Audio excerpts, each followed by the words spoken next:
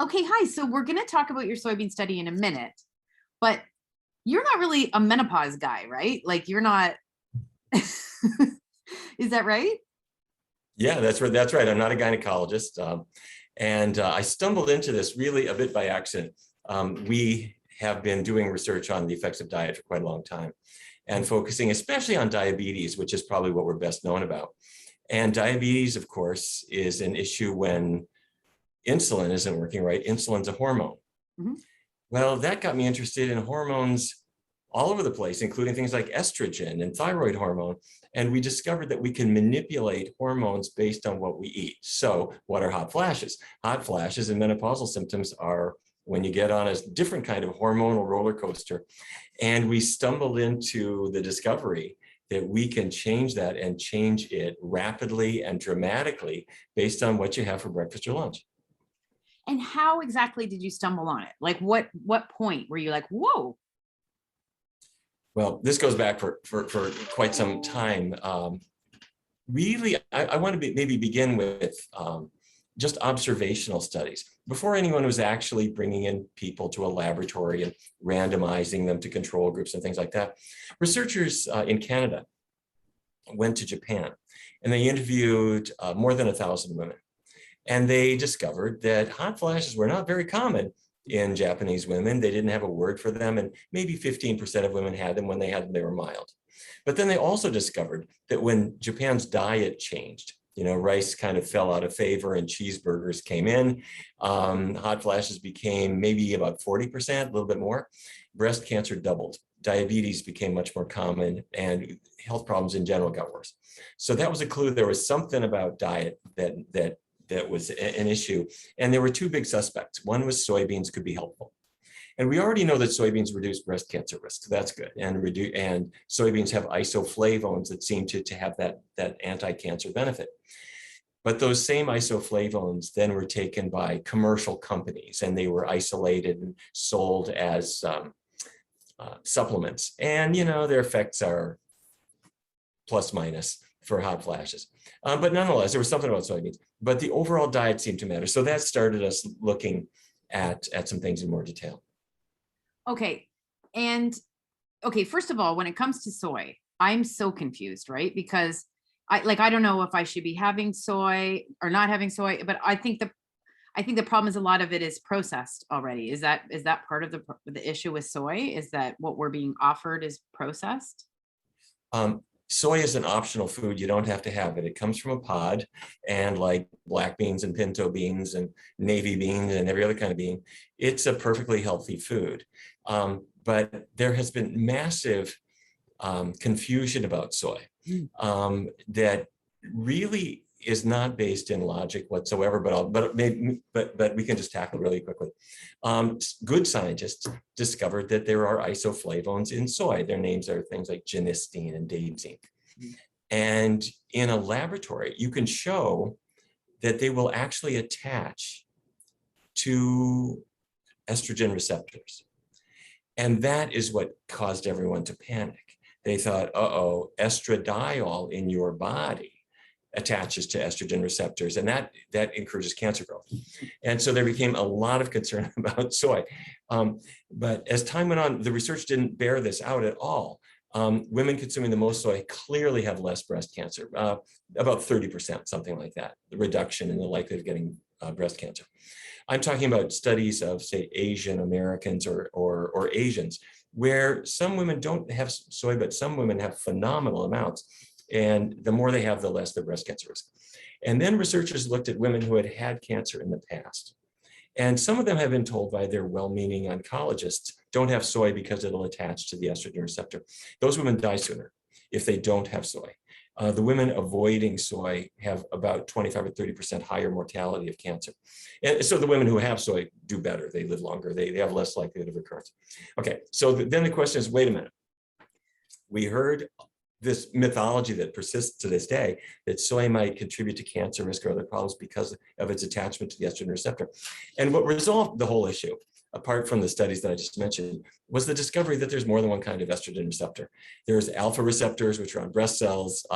There are beta receptors, which are on bone and the urogenital system and elsewhere.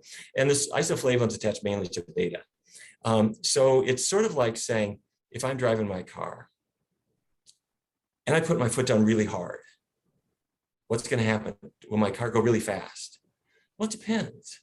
If your foot went on the brake, it slows down. So soy hits the brake, is the way to put it. Now, you don't have to have it. And if you do have it, I would encourage you. I can't say there are any problems with GMO soy, I don't think, but on the other hand, why be part of that experiment? Avoid GMO foods. And if you get organic tofu, organic products of any kind, they cannot by law be GMO. So there you have it. And the most recent study that you did, can you just run that down for me? Like what, it was the half a cup of soybeans a day. Like how did that study come about? I felt like a woman read your book, Your Body in Balance. Yeah. Yeah. This is the funniest thing. I wrote this book called Your Body in Balance because I got all excited that, you can control things. You can control your insulin, you can control thyroid hormone, you can control estrogens based on what you eat. And so this related to research on diabetes, research on for young women who have menstrual cramps. We can wipe those out for most women or really improve them dramatically with diet changes. But anyway, a woman named Betty McEwen, who lives in Madison, Wisconsin, read my book, Your Body in Balance. She said, and then she joined a call that I was on, and she said, you wiped out my hot flashes in 5 days. Or she said, maybe it was 3 days. And I thought, wait, stop. I did describe in Your Body in Balance what a person could do, but I did not promise that you would become completely free of hot flashes so rapidly. So what I did was I asked her to tell me in great detail exactly how she had interpreted the diet that I had given. And she said, well, vegan, no animal products. Okay, fine.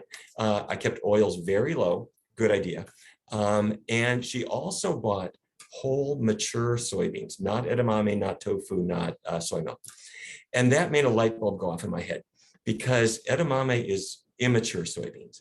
If you leave them on the vine, the isoflavones elaborate more and more. And so you're now getting a higher dose.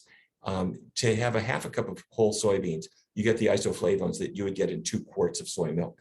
So I thought, well, I love you. I love what happened to you, Betty, but I need to test this in a proper fashion.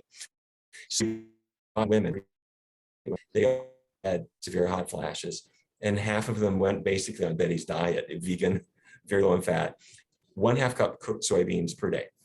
And we found fun ways of actually doing all of this. Vegan is the coolest adventure for people who are doing it. And soybeans are kind of a fun thing too, because you can roast them and do different things. But then we had a control group. And the results were quite striking. It was a 12-week study. At the end of the study, we had an 84% drop in moderate to severe hot flashes in the diet group. And about 60% of the women didn't have any, at the end of the study, they didn't have any moderate to severe hot flashes whatsoever, all day, all night, completely free. The average person lost 8 pounds, which resonates with prior studies that we have done on specifically for postmenopausal women who are eager to lose weight and are sick of Atkins, Nutrisystem, Jenny Craig, all this stuff. That the same kind of diet knocks the weight off quite predictably, and we have tested it out for about 2 years and shown that the weight loss effect is, I don't want to use the word permanent, but like the weight never comes back. So that's it. So the study was published by the North American Menopause Society in its journal Menopause about a month ago online. What's the reaction been to it? Well, we had 2. First of all, we have been getting calls nonstop from women who say, is there somebody who can work with me on this? I want to do this. This is what I really need. I cannot sleep. I'm in a meeting and I need to take a shower about 6 times a day. I can't stand this anymore. We've been getting that. And my answer to them is it's really simple to do. You can do it and you don't really need a doctor to tell you how to do it. But on the other hand, for people who think vegan means you have to have a taste for folk music and tie-dyed clothes, people do kind of have to have some reassurance that it just means put the tomato sauce on your spaghetti instead of the meat sauce. And yeah. instead of the meat chili, have the bean chili. It's not rocket science. but we do have some tips, and I'm happy to share with you how we do this. It's very simple. But then the other reaction has been from doctors. Some OBGYNs, but mostly primary care docs, who have really wanted details on how they talk to patients about nutrition. Because if you are a doctor who writes estrogen prescriptions, HRT prescriptions, the best data we have shows that for about every 25 women that are on HRT for 10 years or more, 1 in 25 will get breast cancer that you caused. And so doctors, much as they're all impressed that you put somebody on HRT. I mean, it will knock out hot flashes just like a heroin injection will knock out withdrawal. I mean, it's that powerful, but they don't want to put their head in the noose, and they don't want a woman to develop breast cancer, obviously. I've been doing a lot of presentations to doctors now about how they can do this. And to tell the honest truth, the medical profession could use a little help. They don't talk about nutrition very much. They're not trained in it. They don't know how to do it. And yet 90% of the people who come into their clinics have nutrition-related problems that they then fumble with. So anyway, the reaction has been hugely positive, and I've been delighted to see that. I'm interested in the notion that with the conversation about, so I have this platform and I've been doing researching for about 2 years, and really I've noticed it ramped up in the last 2 years because there was a women's health initiative study, and then that had some findings and it was faulty. To me now, and I'm not anti or pro hormone therapy, I'm just pro to like presenting as much information as I can. But there's a very strong messaging right now that those findings were wrong. Hormone therapy is perfectly safe. The risks are so minimal. And then yet you just say 1 in 25 women will get breast cancer. Right. So, the proponents, and there are some doctors who do hormone therapy and nothing but hormone therapy. Like they don't even talk about I wish them all the best. What's going on as a woman sitting here going, what the heck do you do? Like, I guess you're saying if you can use food and see how it goes. But you just said plainly there is a risk, and a fairly big risk the way you describe it to me. If you never even open your prescription pad, and the only estrogens that are in play are the ones that are produced in a woman's body, they cause cancer. If the hormone you're speaking insulin, it will, so will thyroid hormone. Sorry, and so will growth hormone. Sorry, it just caught. It just was a bit in and out for a second. I was just making a pithy comment, and you're saying that Could you pith it up again? Could you like? I know it's hard to go. You're pithing me off here now. Okay, listen. That was so good. All right. Hormones have to be in a certain balance. That's why my book is called Your Body in Balance. And what I mean by that is, let's take insulin. Insulin's job is to get sugar out of your blood into your muscle and liver cells. That's its job. Mm-hmm. If you have too much insulin, it will kill you, as every person injecting insulin knows. If you have too much thyroid hormone, it will kill you too. If you have too much growth hormone, it will kill you. If you have excess estrogen in your blood because your body made it in one way or another, it's not a benign thing.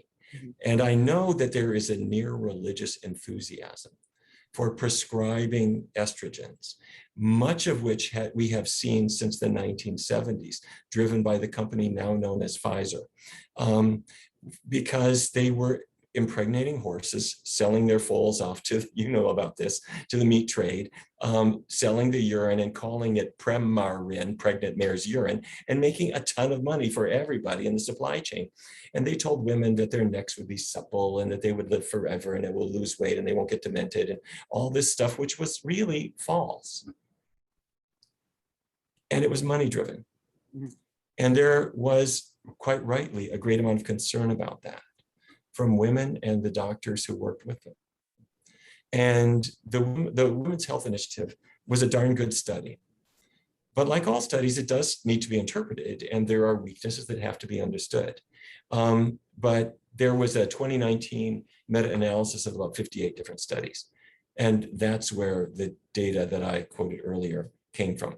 Now, one can say if one wants to, that if you use an extremely low dose of estrogen, the lowest dose one could tolerate for the shortest period of time, the increased risk of cancer is less. And that's true also for a smoker who smokes the smallest number of cigarettes for the shortest period of time.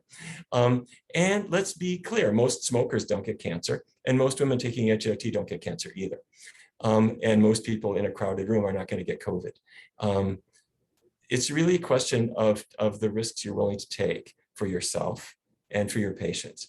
And so in recent years, for whatever reason, both in politics and in medicine, as well as in every other aspect of life, we've seen the resurgence of for want of a better word, I might just call nonsense and counter arguments that are not really based on good science. And they have taken on great vigor for reasons I can't quite understand. But I don't intend to try to talk people out of these mere religious beliefs. What I would say is this: if you want to try a diet approach, there's no risk. All the side effects are good ones. And if your family happens to join you in your low-fat vegan diet, with or without soybeans, they're going to get healthier too. So a person can try it. And I'm not here to speak against Pfizer. I mean, medicines are good things. There's an important role for medicines of all kinds. But I do think that menopause is not a disease. It's not a diagnosis. It's not an abnormality. It does not mean that a woman has passed her sell-by date or any of these other ridiculous things we've heard of.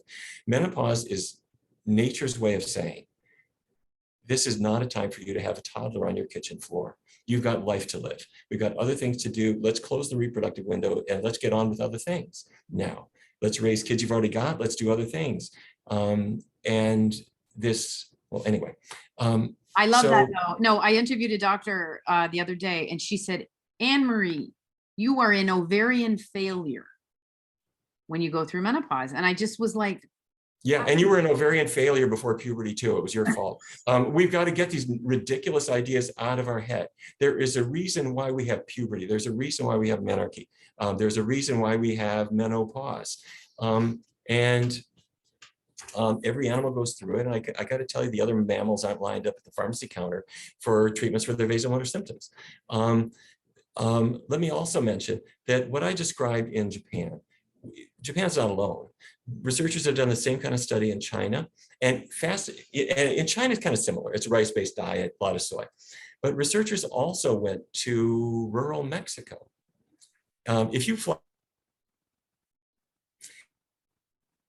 rent and drive 2 hours west, you'll be in a town called Valladolid. And right next to it is another one called Chichimila. And researchers went and they interviewed these people, Mayan women, 118 Mayan women. No hot flashes, no menopausal symptoms at all. Now, they don't eat rice. Their grain is corn. They don't eat soybeans. Their bean is the black bean. They eat la chaya and lots of vegetables that you're not going to hear about in Japan or in Omaha. But I guess my point is this, that the diet that I grew up with in Fargo, North Dakota, and that I'm sorry to tell you that my extended family has encouraged through selling cattle, which is my family business as far back as I can trace, that has encouraged aberrations in human biology, including colon cancer, breast cancer, prostate cancer, cardiovascular disease, diabetes, increasing weight problems, and distortions of both menarche and menopause. okay.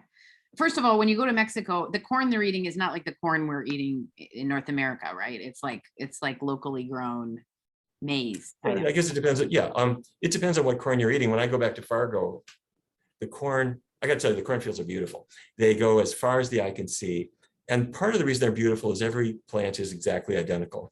It's GMO. And no human is going to eat any of it. It is all cattle feed, chicken feed, pig feed. So the GMO crops are for animals. They're there to make meat and cheese and eggs.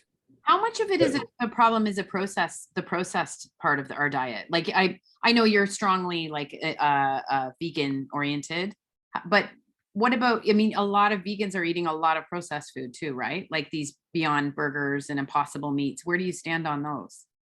Yeah. By the way, my background, my biases are quite the opposite. I grew up, my dad was a cattle rancher. And he was a lovely, good, honest man who frankly hated the cattle business, and he left. And he said enough of this, and he then went to medical school at the University of Illinois, and he became the diabetes expert for Fargo. But we still ate that way, and I have personally killed quite a number of animals and eaten them, and driven cattle to slaughter at East St. Louis. So don't get me wrong. I mean, I understand that business. I sympathize with them. Okay. It is not a natural way to go, but they're good business people, and that was our culture. But anyway, to answer your question, if we go back to a more natural diet, it is simpler foods. It's vegetables and fruits and whole grains and beans. And it's more in sync of what our great ape cousins were eating. You know, chimpanzees don't eat burgers and cheese. You know, they're eating fruit mostly and leaves, and that's true of all the great apes. And we kind of pretended to be dogs and cats and other carnivores in our menu choices. So the more we go back to a plant-based diet, the better off we're going to be. And then issue number 2 is we grease everything up too much. We fry stuff. So we got to get the oil and grease out of our diet. But then you're asking a great question about what about processing? And, you know, the more food looks like the plant it started out as, probably the better off we are. That said, if you take wheat and grind it up to make spaghetti, it's hard to argue that that's really unhealthy. But there, in recent years, there have become, there has been an entry into the market of these transition foods like the Impossible Burger or Beyond Meats. And they're really good at a certain thing. They are methadone. So a heroin addict goes to the clinic and says, my habit is killing me. So they give him methadone to help him transition away. Okay. And so if you're going to Burger King for your Whopper, they'll say, wait, I got the Impossible Whopper for you. And it doesn't have any estrogens in it like the real one does. The cheese has estrogen. The Impossible Burger doesn't. Now, it's not as good as where you're going to go. It is marginally better than the meat burger. But as time goes on, you'll compare the fat content of the Impossible Burger to the fat content of a Boca Burger or one you might make in your home. And you discover that you're now on methadone. And you go a little bit further and you find that you can have healthier and kind of simpler foods. But the veggie bacon, veggie sausage, veggie burgers, soy milk, soy yogurt are all unnecessary but helpful bridges for people for either your husband into eating a healthier food.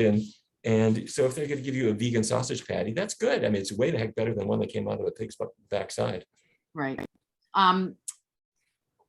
We hear that women in perimenopause and menopause are at risk, a greater risk from metabolic syndrome and insulin sensitivity. And this diet can sort of tackle that. It seems like that's what you're saying, because if oh, yes. Yeah. Oh, yes. Yeah. No, but to be fair, menopause didn't cause insulin resistance. Menopause doesn't cause the weight gain. This is because their husbands are gaining weight at the same rate they are. But on the other hand, I won't try to convince a woman of that, because she's going to look at the scale saying, what is happening to me? I'm not 16 anymore. This is driving me crazy. It's not menopause. It's not menopause.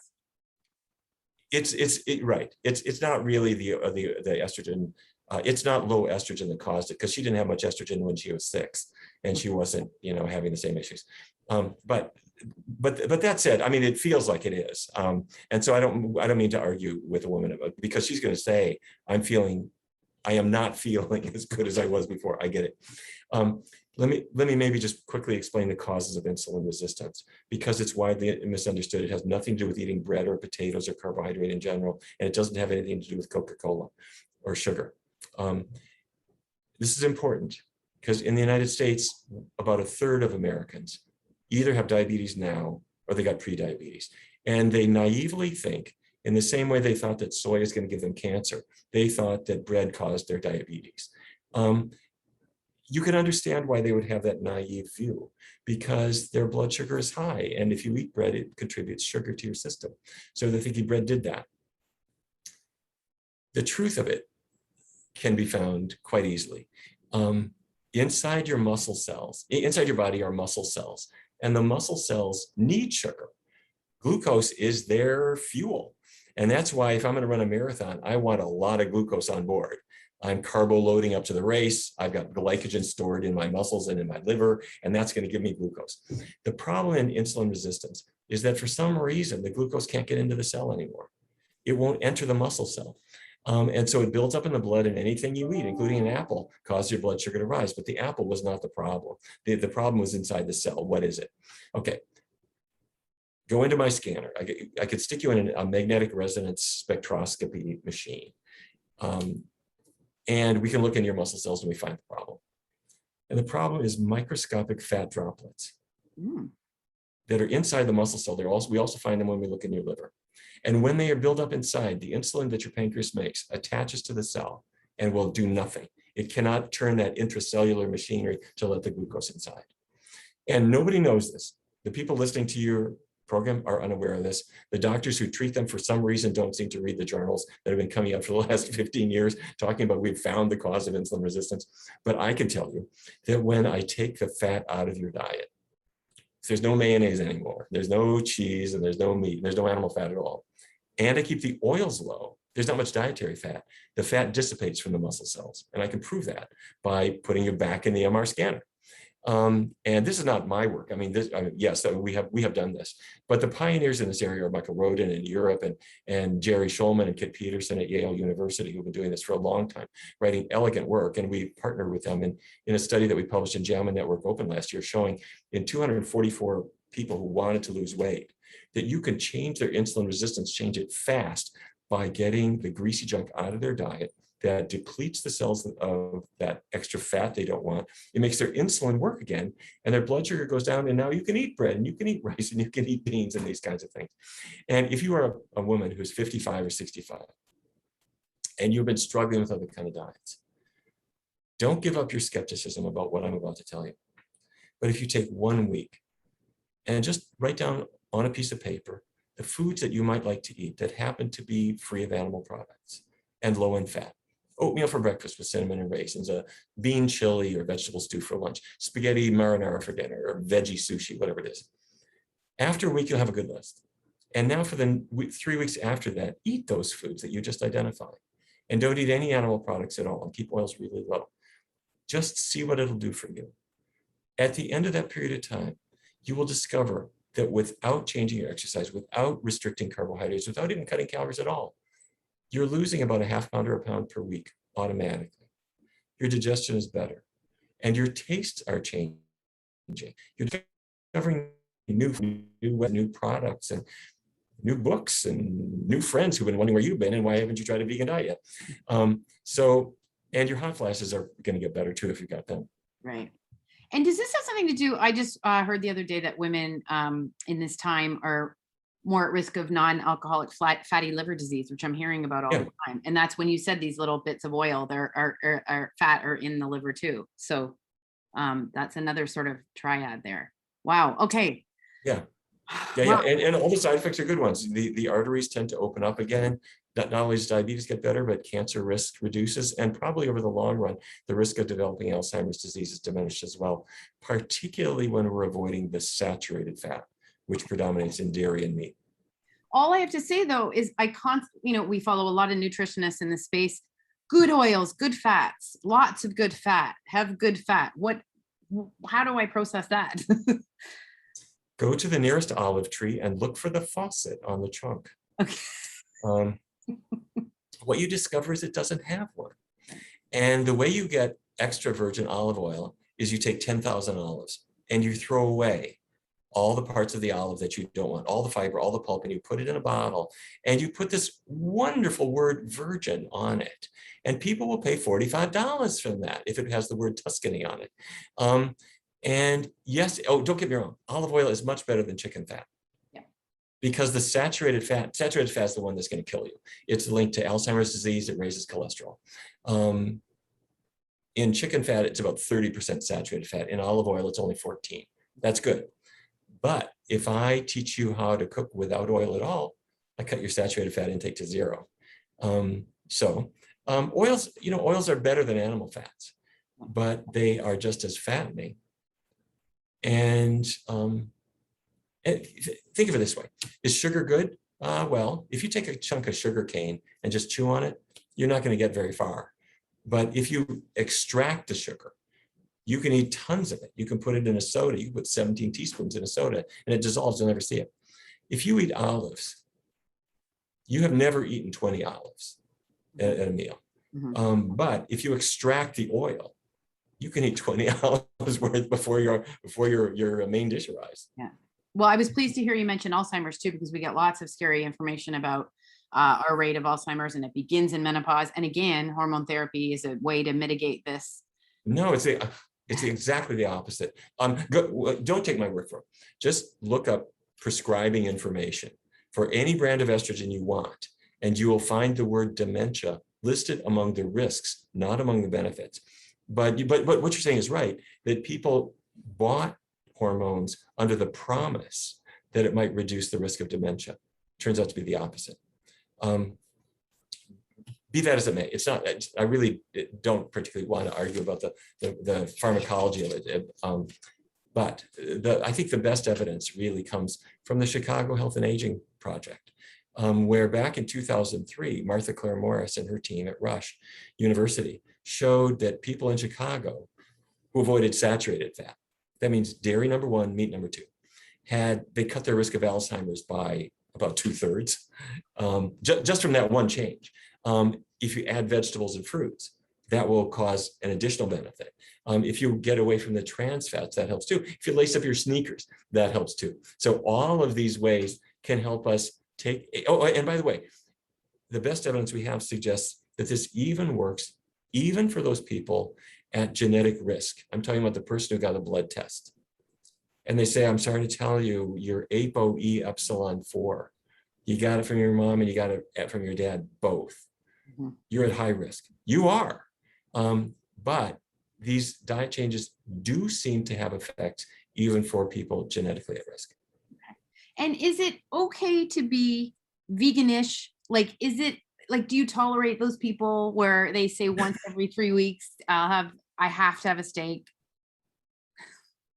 Anything people do is fine. And in our clinic, it's not our job we're not people's judges or employers. We're their guides. They come in to help us. We're kind of the coaches who see the Olympian and everybody who comes in the door. So our job is to make the training easy. And so we have classes and recipes and books and things that help people. And we also have a chance for them to get together. So for example, if you go to our website, pcrm.org/ you'll see free class on how to, because women want to talk with other women who are going through this to get support together. But let's say, as does happen, somebody will say, it was my husband's birthday. And we went to a steakhouse because that's where he wanted to go. And I had some of the steak. You know, okay, fine. I mean, you can make your own decisions about what you want to do. And it's not really a moral issue. Most people discover two things. They discover they lose their tastes for the things that made them not feel good. They also discover that there are other foods that substitute, that they come to prefer. And people who don't, I would encourage anybody to do my 3-week test. At some point, it's because if you do it on Monday and you do it again the next Saturday, your tastes never forget what Velveeta is like, or what Spam is like, or whatever thing you happen to be hooked on at the moment. If you give those things a break for about 21 days, your taste buds say, okay, don't really need that like I thought I did. Okay. In your study, it wasn't just hot flashes. They found some other benefits too from this diet, right? There was like sleep and the women reported a few other improvements. Yeah, sure. But yes, sleep was improved. But you know, the biggest reason women sleep better when they do this is because they're not having hot flashes at 3 a.m. You don't have to change your pajamas and and all that kind of stuff. But yeah, people sleep better. We use an electronic questionnaire that rates all kinds of symptoms. It checks vasomotor symptoms, physical symptoms, psychosocial symptoms, like how do I feel emotionally, and also sexual symptoms. And in all of those domains, including sexual symptoms, the women had improvements. That said, my guess is that the area where you're going to see the biggest effect of a vegan, low-fat diet plus soy is in the vasomotor symptoms over time. Okay, great. And can you say your website once again? Because it just stopped there a little bit. Okay, yeah, it's pcrm.org. That stands for Physicians Committee for Responsible Medicine, pcrm.org. And let me draw attention to the events page, which is pcrm.org/events. And if you go there, you'll see classes that we have, most of which are free of charge. And they're available to anybody, anywhere in the world. And they are fun. Because you can be guided into trying something. There's no long-term commitment. It's cool. No I gotta tell you. prescription, no doctor's visits, no worrying about getting your, yep. Well, I mean, if you need a doctor, I mean, we got doctors too. Okay. You know, we have a clinic Yeah. here that we run. The Barnard Medical Center is a nonprofit clinic that we started a number of years ago because people want a doctor, or they want a registered dietitian, or they want somebody. And I got to tell you, I don't hire anybody who doesn't know a lot about nutrition. So they can help. Well, thank you for giving us a completely alternate view from what we hear a lot of the time here. It's really cool to hear someone speak like that, and from the US as well. Thank you. Well, let me maybe say that the view that I'm expressing is really the view, that the historical view, up until the time that the pharmaceutical industry kind of knocked us off, you know, and started saying, forget what you knew, what your grandparents thought about beans and vegetables and a healthy diet. We're going to sell you a drug, and you need this drug. I think if we can pry ourselves loose from that a little bit and put it in perspectives, I mean, there are roles for medications. If a woman is having some sexual symptoms and some vaginal dryness and so forth, I'm not so sure asparagus is going to really help very much. For something like that, she might discover that a little local ointment might help. But the point of it is this: you eat every day. Let's eat healthy things. Let's really put it to work and see what it'll do for you. And if it helps, make sure that your friends and your family know about it. Spread the word. Thank you so much, Dr. Barnard. I appreciate your time. Thank you. It's been great speaking with you today. You too.